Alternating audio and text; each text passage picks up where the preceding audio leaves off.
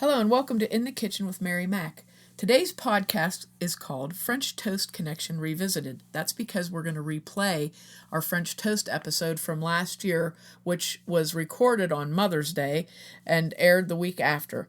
And in that episode, I tell everyone how to make my fabulous French toast using my oatmeal wheat germ bread. One of the reasons we're re-airing that podcast is because we've been eating an awful lot of maple syrup, as we mentioned in the last podcast, which was about pancakes.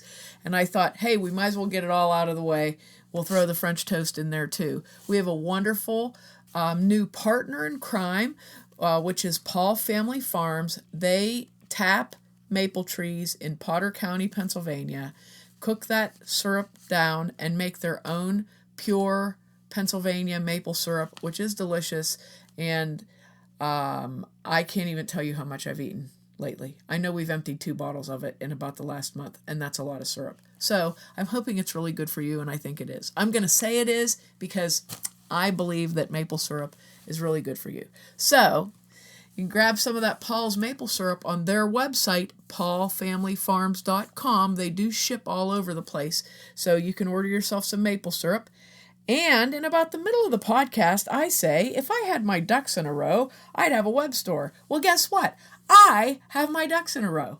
So you can go to marymacpodcast.com under the store button, and you can buy my Mary Mac oatmeal wheat germ bread mix and make it yourself and use that bread to make the French toast that we're learning about today.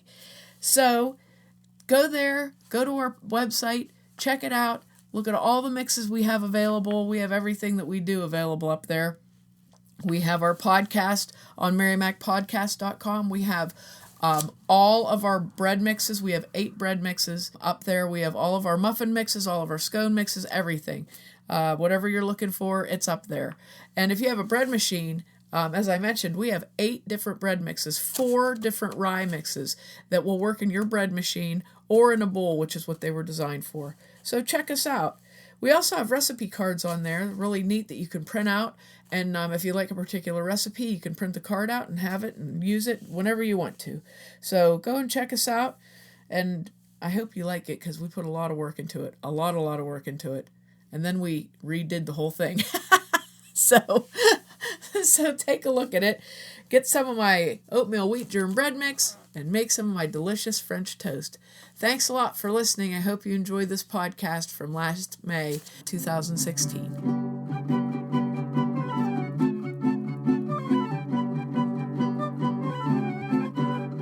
Hello and welcome to In the Kitchen with Mary Mac. Today we're going to talk about the French Toast Connection, which sounds like a really awesome spy movie, but actually is just French toast. I make French toast fairly often, especially for holidays. Today was Mother's Day, so I made brunch, and I had French toast at our brunch. We really love it. It's made with a bread that I make that is, I call it oatmeal wheat germ, because it has oatmeal and wheat germ in it. So creative. I know. I don't know how I think of these things. I think and think, what should I call it? But I use my oatmeal wheat germ bread. It's very sweet.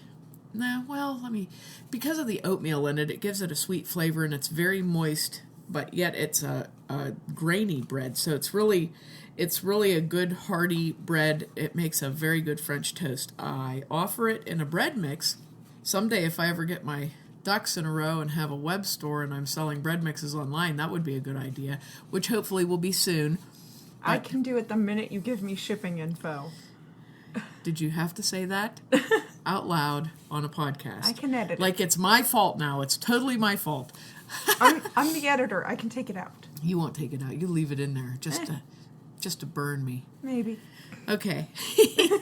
But soon we will offer bread mixes online, which I talked a lot about the bread mixes on here. And my other baking mix, I did a program on the oat bran muffin mixes. As you can see, there's a pattern. I really like oats and oat bran and stuff. But anyway, the oatmeal wheat germ bread is a very good bread. I also sell it at Standing Chimney, and generally when I'm out and about, which I have a new Twitter account going now. It's called Mobile Mary Mac, and what I'm going to do with that is tell you where I'm at when I'm out at different events with a booth set up. Generally, I'm in Lawrence County, but sometimes I do go outside of Lawrence County for a few different things. So if I am, I'll tell you where I'm going to be and what I'm going to have there. So if you were wanting to, come and possibly get some oatmeal wheat germ bread so that you could make this delicious French toast that I'm about to tell you about, that could actually happen. My French toast recipe is a little different than most. It's not super fancy. It's pretty simple. For a normal family, unlike mine, which would have 7 people eating French toast, if you have maybe 2 or 3 people eating French toast, you wouldn't want to make the enormous amount that I make. So this is the recipe for the normal amount of people who would be eating it.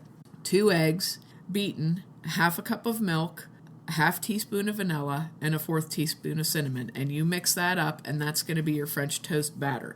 Now, the great thing about French toast is, if you wanted to double this, and say you wanted to make a lot of French toast so that you could freeze some of it, that is an excellent idea, because you can freeze slices of French toast individually and then put them into a container, and they're really great for a quick breakfast or dinner.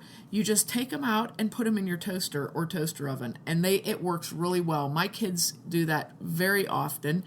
It's a nice breakfast before school, and if you don't want to do it in the traditional way of having French toast with syrup, you can take your French toast, butter, put some sugar or cinnamon sugar on it, and just be on your way, and it's a little heartier than a regular piece of toast. Anyway, that's a good tip. If you're going to make it, I always figure if you're going to make it, you might as well make extra. So anyway, in the event that you do not have my delicious oatmeal wheat germ bread, you can use any bakery bread, I would say. If you would buy, say, Saloni's sliced bread, that would probably work just fine. Or a good quality Italian store bread tends to be denser. You can use whole wheat bakery bread. The Wonder Bread types of breads don't work well because they're too moist already. And you need to have a bread that's, first of all, a little thicker than normal. And secondly, it needs to be what they call a day-old bread, which is not necessarily just a day old, but a little on the stale side helps out a lot because you want the bread to soak up your batter. Basically, whatever bread you choose to use, you can use a homemade bread, a bakery bread, but you're going to want to slice it maybe a 1/2 inch thick so it holds up to the dipping.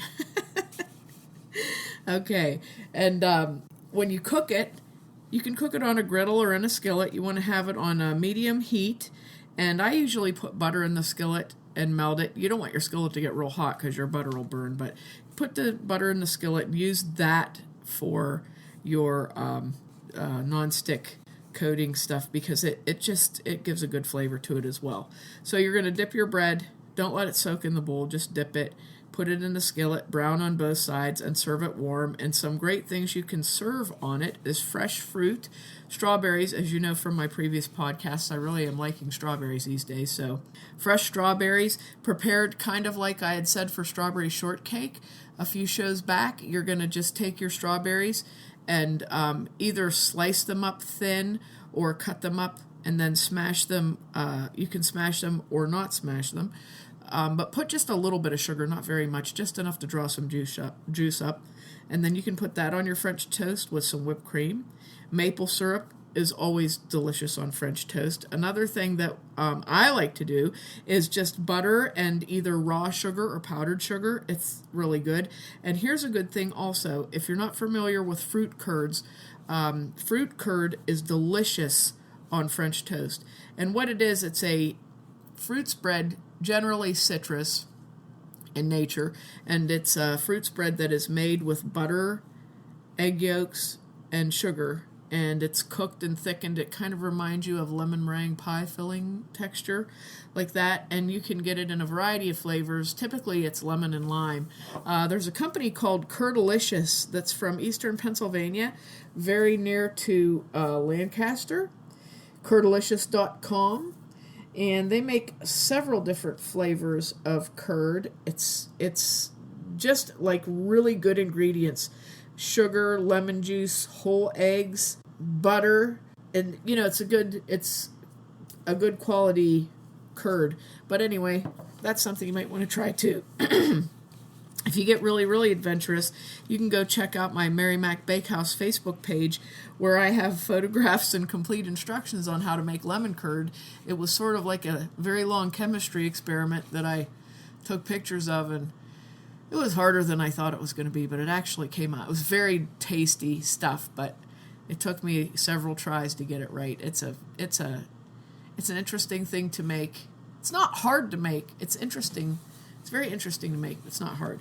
But that's our French toast connection recipe there. And I did this. I actually did this. I was telling Anna a few years ago. I had a booth at a farm market, a local farm market, for about 6 years. And one year they were having all these live cooking demos. So they asked me if I would do a live cooking demo, and I said sure. And I thought, well, I'll do French toast, because of course it was strawberry season. And I thought that'll be great. I'll do my French toast demo. So I had all my stuff set up like Julia Child, and all underneath the shelves, all ready to go. And they usually, at the farmer's market that I did, they had live music there, but when they had a cooking event, they didn't have live music, and they would set up the sound system and just play like radio music on the sound system. So several of my friends came to watch me do my live cooking demo, and one of my friends brought her son along, and as I was preparing to go up and do the demo, a certain band was playing that I don't really care for very much, and their song was on, and it happened to be The Police. I just don't like The Police at all. It's a long story, but I was tortured by their music one time, and I just can't take it. But anyway, the song was playing was that SOS, sending out an SOS. So that was playing as I walked up to do that was my walk-up music, like I was batting, But I went up to do my cooking demo, and my friend's son always says, remember that time the police opened for you? So that was my big moment. SOS for my walk-up. That's a bad sign when you have SOS as your walk-up. And what a song to play before a French toast demonstration. Oh, gosh. It was, yeah, it wasn't a good prep. It should have been something a little more lively. Would have been better. But anyway, that's my funny French toast connection story. So I hope you get a chance to try it.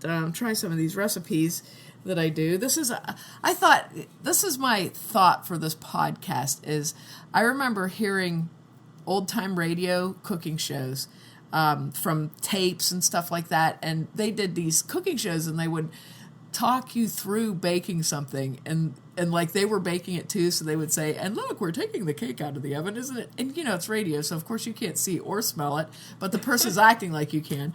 So I think it would be a neat idea to have something you could listen to for a cooking show and try it. So I hope you get a chance to try some of these recipes and taste them for yourself and see how they are. And let me know if you do. You can contact me via my Facebook page, marymacbakehouse.com. And thank you for listening today. If you did, and if you didn't, too bad for you.